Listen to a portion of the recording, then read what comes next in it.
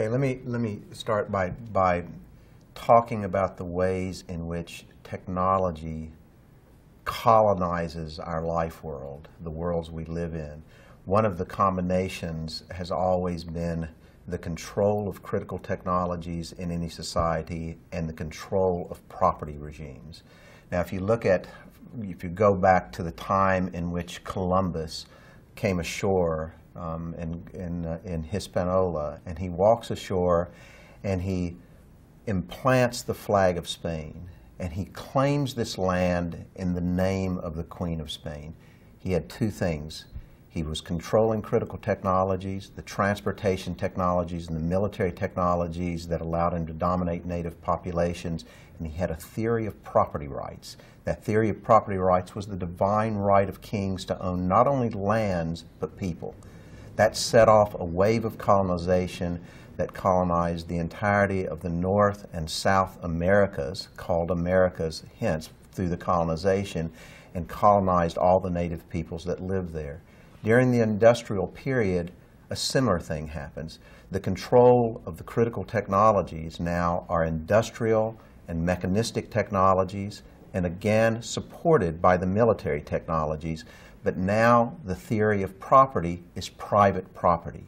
When we bought Manhattan from the Native Americans, it made no sense to them in terms of what property was. The native position on land was, the land does not belong to us, we belong to the land. So when somebody goes to native populations and says, let us buy this land and we will now own it, it simply made no sense. Thus colonization again, control of critical technologies and a theory of property rights. Now we come to the information age. The critical technologies now become the information technologies. Those information technologies are mass media, they are computerization, and they are biotechnology. The property right regime and the new property right regimes are intellectual property rights. When we go to South America, to Costa Rica, to other native places where the new genetic resources are, note that we don't even call the resources natural resources, which is from the mechanistic age. We now call them genetic resources. When we go prospecting for genetic resources now and we talk about our desire to own those, the native peoples once again have no idea what we're talking about. We found out that Ron Brown, when he was head of the Department of Commerce, which makes him head of the National Institutes of Health, had filed for a patent on parts of the genetic structure of the Guaymi Indians of Panama. Now, what idea do the Guaymi Indians have that they have a genetic structure and that this can be owned? The way it is owned is intellectual property.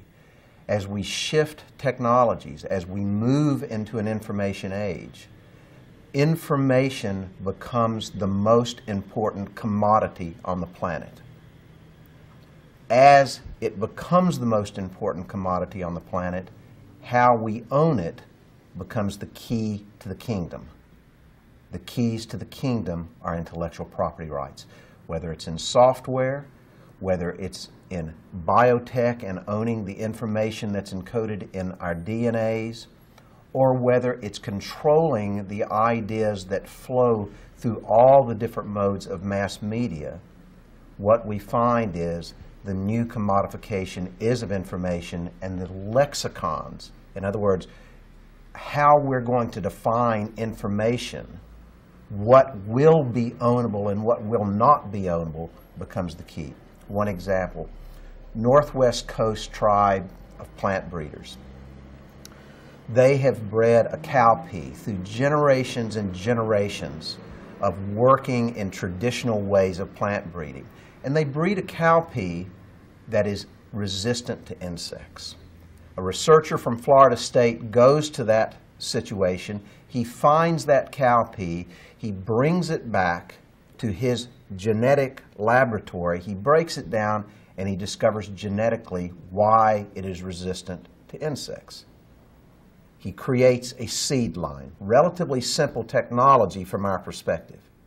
In creating that seed line, he now is able to patent and own that seed line, whereas the native plant breeders who developed it have no mechanism of ownership. Again, the control of critical technologies, in this case, the gene lab, and the theory of property rights, intellectual property rights, allows for a colonization of native peoples and native processes.